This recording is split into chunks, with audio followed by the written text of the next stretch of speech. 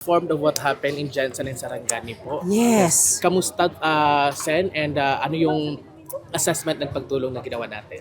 Well, so far, ang pinakamagaling magbigay ng assessment ay yung mga tao on the ground talaga. So kanina, yung university officials ng MSU Jensen, dun sa kanilang College of Medicine.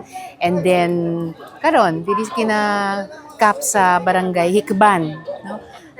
Isa sa assessment niya, 500 na mga households ang totally destroyed ang balay. So for one, communicate po kami sa Department of Housing para malaman kung may programa sila ma-repair, ma-reconstruct yung mga balay na talagang dili na pwedeng tirahan.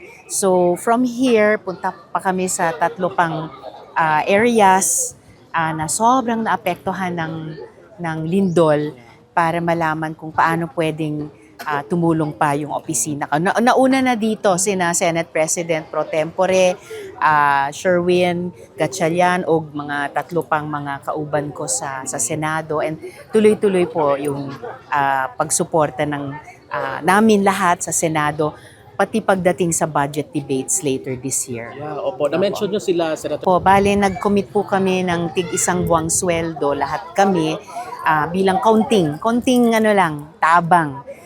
Sabi namin, let the whole Senate stand with Mindanao.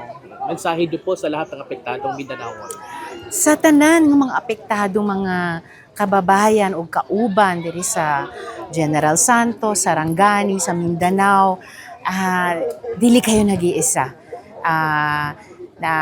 Naadiri po kami sa Senado, ako sa opisina ko ug mga kauban sa Senado, handang umalalay, sumama sa inyo sa mahirap na proseso.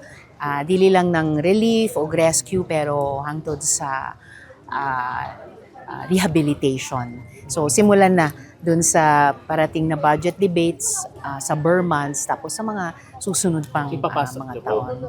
Oo, like kanina po yung usapan dun sa MSU Jensen College of Medicine, sabi ni Chancellor, may unang commitment na ang DPWH.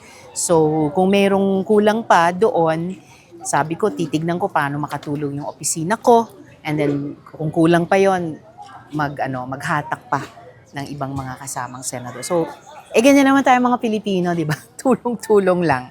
So, patak-patak lang over time. Thank you.